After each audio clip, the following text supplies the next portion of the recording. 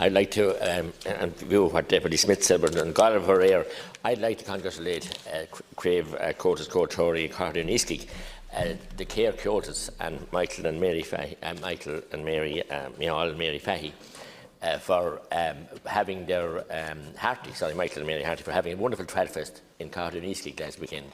It's festivals like these, and our culture and our music and song and dance has been nurtured, and very, very important also that we support those and compliment Mary and Michael Harty on their tremendous work on an ongoing basis. Minister, and Kesh Shin, there's palpable anger and frustration in rural communities, Minister, at the way that you just drew a line and forward to the regulations that were passed here and debated here for several months, and even over a year, and passed by this House and the Senate and signed by the President of the law. And you just decided to scrap that to allow for special hedge cutting in the interest of health and safety and issues like that. You just decided to scrap them this July instead of initiating that legislation, which was passed here in 2015. First of all, to acknowledge your comments and in relation to Tradfest, I agree with you, and I also give my thanks to Mary and Michael Harty, as you have said. Just in relation to the regulations, the provisions under Section 7 of the Heritage Act allow for the making of regulations, as you know, Deputy, relating to burning and cutting hedgerows. And Section 7(1) of the Act provides that I, as Minister for Culture, may make regulations to allow the burning of vegetation during such periods in the month of March and in such parts of the country as specified in the regulations. And I made a decision last February not to make regulations to extend the season for the burning of vegetation into March 2019. And this decision was taken as there would have been no basis for me to do so, given the fact that the relatively dry weather during the 6-month period when the burning of vegetation could have been undertaken under the law, which was September to February inclusive, would not have precluded landowners from burning vegetation, and therefore the existing provisions under the Wildlife Acts on burning remained in force for March 2019. In relation to hedgerows, Section 7(2) of the Heritage Act includes power to make regulations to allow the cutting of roadside hedges during the month of August, subject to conditions. And in July, I announced that I would not be proceeding with the making of such regulations this year. And my decision recognised the increasing threats to biodiversity, national and globally, and follows a number of government initiatives to protect and nurture Ireland's flora and fauna. There was extensive public debate and engagement by my department and myself on this matter, including during the National Biodiversity Conference in Dublin earlier this year, which I hosted together with the Irish Forum on Natural Capital. And arising from this conference, the Seeds for Nature initiative was launched, which comprised a range of initiatives for nature and biodiversity. And in addition to this, there was a wide public consultation on the Heritage Ireland 2030 plan, debates in the Dáil on biodiversity loss, and the extensive engagement across government on climate action, including by my department. And indeed, that climate action made a number of references to the importance of hedgerows.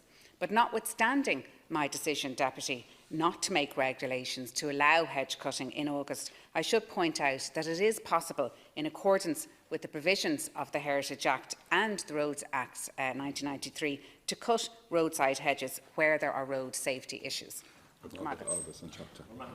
Minister, I said in July that there would be significant anger and frustration within rural communities following the confirmation from your department to PQ that I had placed that proposed regulations permitting the commencement of certain provisions of the Heritage Act are to be scrapped. The reply confirmed that plans to allow for hedgerow cutting during the month of August have now been abandoned in support of moves, and I quote, in favour of protecting nature and biodiversity. This is anti-democratic, Minister. It's dangerous and ill-conceived concession from you, Minister, and a government which is proving yet again to be totally clueless about the reality of living in rural Ireland. We're not out there, and farmers and even contractors are excellent custodians of the hedgerow and nature. We're not out there slaughtering ditches or anything else. We're in the interest of health and safety.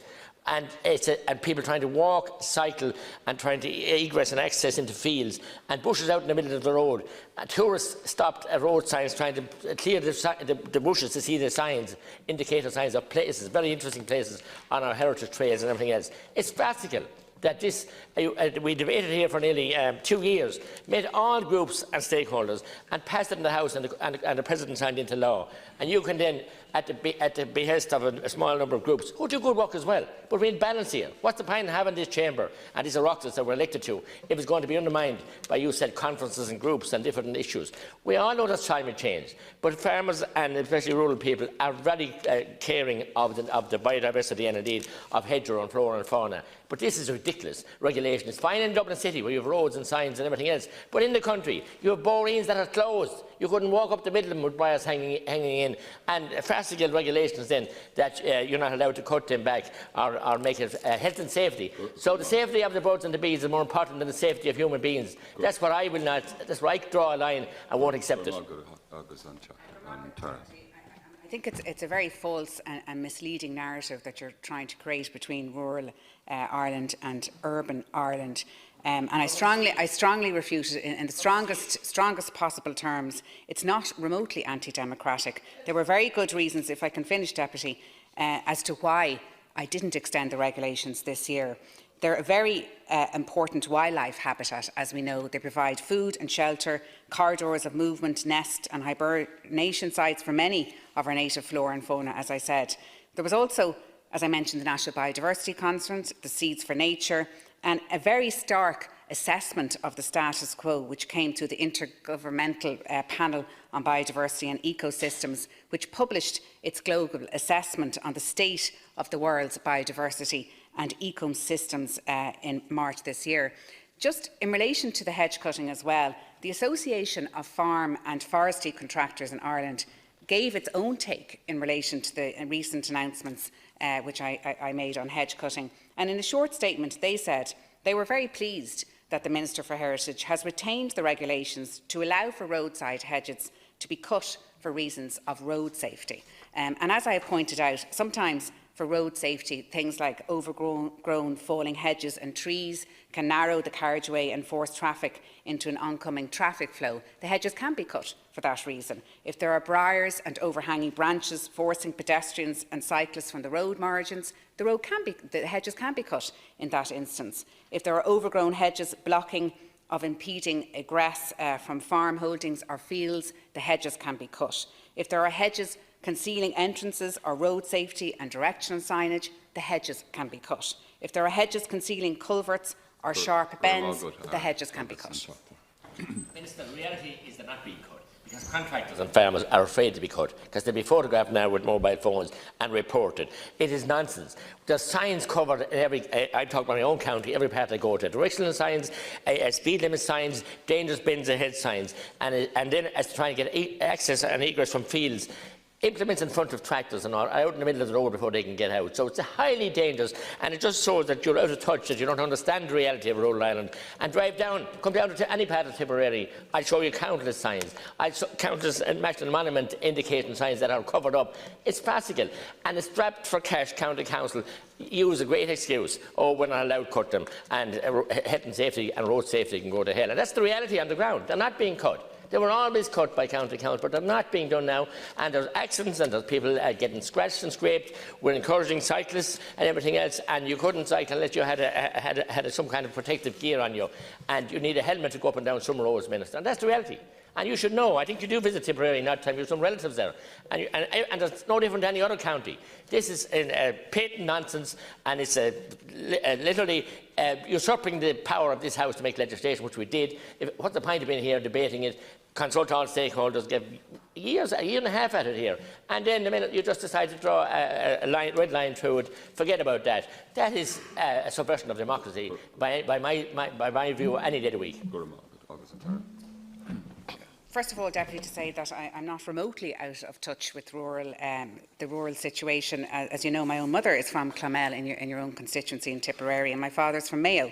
I know a lot about rural issues, and this government has a huge support for rural Ireland in terms of job creation, in terms of broadband and infrastructure, in terms of the Rural Regeneration and Development Fund, in terms of investment in the national parks and reserves, but specifically in relation to the hedge cutting. Among the findings in that report, which I outlined earlier, The decline in bees, butterflies and other insects has largely resulted from the effect of monoculture and the drive to ever higher levels of productivity, characterised also by a loss of neglect of hedgerows, farmland edges and scrub. Also, it has led to the deliberate removal of habitats, for example, hedgerows and wetlands, and there's also some criticism of agriculture policy which does not support diverse hedgerows. And just to say, if I felt I was in a position to extend those regulations, I would have done so. But for all of the reasons that I've outlined, I was not in a position to do so, and I stand by that decision. For all of the reasons that I've outlined, it would not have been the right thing to do under these circumstances.